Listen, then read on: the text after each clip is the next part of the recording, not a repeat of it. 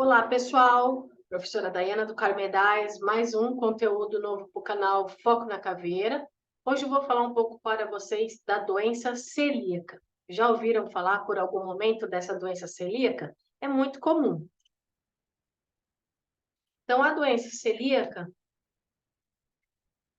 é uma doença autoimune crônica. Então, ela é caracterizada aí pela intolerância permanente ao glúten, que é a proteína aí que temos presente no trigo, no malte, na cevada, provocando uma resposta do sistema imunológico capaz de causar inflamação e lesões no intestino. Alterações genéticas, elas podem surgir tanto em crianças como adultos, porém é uma doença muito comum nas mulheres. 60% dos casos ocorrem em adultos, sendo mulheres, aí 20% em pacientes com mais de 60 anos, e nas crianças em geral, por se tratar aí de uma doença autoimune, se torna aí aparente quando estes ainda são bebês, antes mesmo da ingestão ou da dieta de restrição de glúten. A doença celíaca, ela é uma doença assintomática. Então, as pessoas não apresentam sintomas, apesar de apresentarem lesões no intestino. Então, ela pode ter desde uma diarreia, uma dor de cabeça, uma barriga inchada, uma irritabilidade, cansaço e perda de peso. Mas ela é uma doença assintomática. Então, as pessoas não apresentam sintomas, né? Apresentam apenas as lesões no intestino. Então, a doença celíaca, ela tem a celíaca clássica, que está relacionada aí diretamente a uma má absorção intestinal.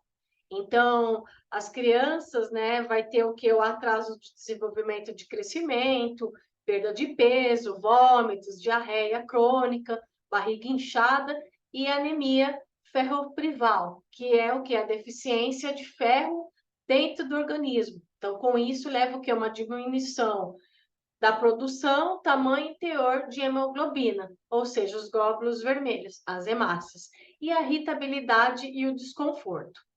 Então, neste tipo de doença celíaca, as crianças e adultos podem ter sintomas gastrointestinais sem apresentarem uma má absorção intestinal. Então, ela vai ter a perda da densidade óssea na celíaca não clássica. Ela vai ter a perda da densidade óssea, pode ter infertilidade, atraso da puberdade, a menstruação tardia ou uma menopausa precocemente e defeitos no esmalte dos dentes. Então, a doença celíaca também pode causar um aborto espontâneo nessa mulher, infertilidade, parto prematuro ou recém-nascido pequeno para a idade gestacional. Então, a doença celíaca não clássica, ela pode ter sintomas gastrointestinais, porém não apresenta uma má absorção intestinal, diferente da clássica. Aí o pessoal pergunta muito, que tem aquela curiosidade, tem diferença entre intolerância a glúten e a doença celíaca? Porque aí a gente vai pensar, se a gente está falando de uma doença autoimune referente ao glúten, será que é a mesma coisa a intolerância ao glúten da doença celíaca? Então, a intolerância ao glúten, também conhecida como sensibilidade ao glúten ou não celíaca, Então, ou sensibilidade ao glúten não celíaca, ou seja, é incapacidade ou dificuldade de digestão do glúten. Então, a pessoa não possui alergia ou alterações autoimunes e as lesões do intestino diminuem com a exclusão do glúten na dieta. Agora, a doença celíaca é totalmente diferente de uma intolerância ao glúten. Então, vamos deixar bem claro isso. A doença celíaca é uma resposta do sistema imunológico ao glúten, que vai causar inflamações e lesões permanentes no intestino. Então, tem aí essa diferença.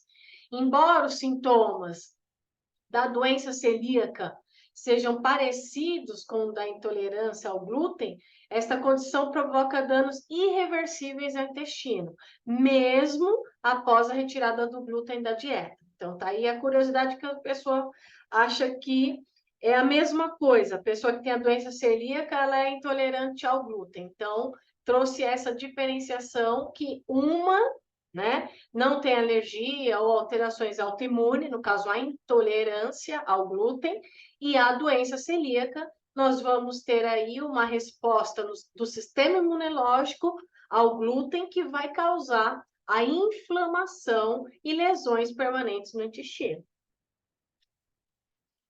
E qual que é o tratamento, né? Então, excluir da dieta, né, o trigo, centeio, a cevada, os produtos que são preparados, né, com glúten, como pães, massa, cerveja, bolos e biscoitos. Então, vai ter que ser proibido. Como muitas pessoas com a doença celíaca têm deficiência de fibras como ferro, cálcio, magnésio, zinco, entre outras vitaminas, outros suplementos de vitamina B12, vitamina D. Então, o uso de suplementos também podem ser recomendados pelo médico ou nutricionista.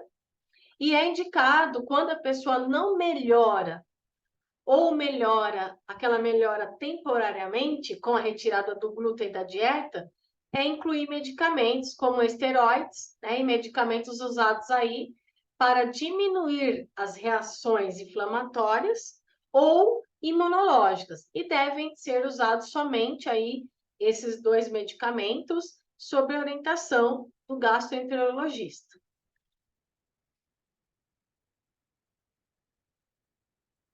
Então, o tratamento nada mais é que um tratamento de alimentação, suplementos, né, principalmente suplementos recomendados pelo médico ou nutricionista, para repor, né, essa deficiência de fibra, ferro e vitaminas, e os remédios também, que são indicados para quando a pessoa não melhora, ou melhora temporariamente, aí é indicado os esteroides e outros medicamentos para diminuir as reações inflamatórias ou do sistema imunológico.